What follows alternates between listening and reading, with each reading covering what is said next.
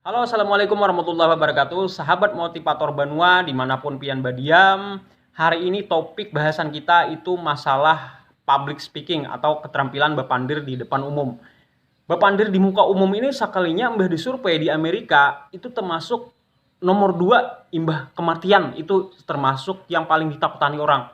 Jadi ditakunakan nih apa yang paling ditakuti pian. Nah, pertama itu kematian, yang kedua public speaking atau bepandir di muka umum. Nah, jadi wajib bagi kita tahu kenapa bepandir ini jadi ditakutani. Nah, kita harus taklukkan, pertama kita harus tanamkan di dalam mindset kita bahwasanya gugup atau takutan bepandir di muka itu adalah hal yang wajar.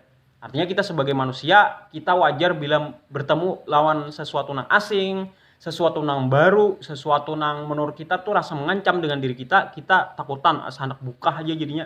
Nah, itu wajar. Itu sangat wajar, tanamkan dulu. Nah, imbas sudah kita merasa wajar, kita yang kedua berikutnya adalah kita harus menaklukkan materi yang hendak kita sampaikan ini apa. Kita harus kuasai dulu. Ibarat orang hendak berperang tuh senjatanya harus lengkap dulu. Kalau kita bepandir masalah pertanian misalnya, berarti kita harus survei dulu ke petani-petani, kemudian kita baca buku-buku semua tentang masalah pertanian. Kita lihat di YouTube dan lain sebagainya, tambah pengetahuan, imbah itu kita semakin yakin bahwa kita sudah siap dan itu ketakutan mulai berkurang. Nah, langkah yang ketiga adalah pian harus tahu audiens atau nang pian hadapi ini bukan siapa dulu. Bukan kakanakan TK SD misalnya. Berarti pian mempersiapkan sulap, kena benyanyian, bergembira dan lain sebagainya, itu yang pian siapkan. Tapi kalau pian hadapi bukan petani, maka bahasa-bahasa yang kita gunakan pun amun kawa bahasa-bahasa pertanian juga. Nah, itu penting untuk menjalin rasa kedekatan lawan si hadirin ini. Nah, kemudian setelah kita tahu audiensnya, kita harus juga rancak kontak lawan bebuannya nih, kontak hubungan. Jadi kita ajukan pertanyaan misalnya, kayak apa menurut pendapat pian? Imbau ulun bepandir masalah ini tadi, nah pendapat pian kayak apa? Atau pian sualah menemui kejadian yang kayak ini? Atau pian kenal lah dengan orang nah ulun sambat tadi.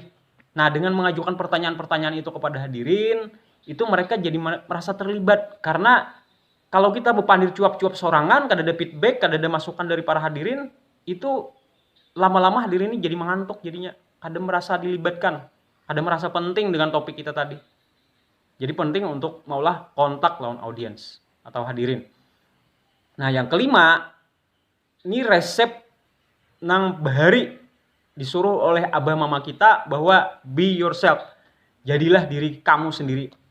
Nah, mungkin kita kadang-kadang terinspirasi lawan Zainuddin MZ, lawan A.A. Gim dan lain sebagainya, orang-orang yang harap bepandir, lawan Bung Karno, ahli inspirator. Nah, tetapi kalau kita coba-coba menyontek buahnya itu kita kada kayak palsu jadinya, kita kada jadi diri kita sendiri.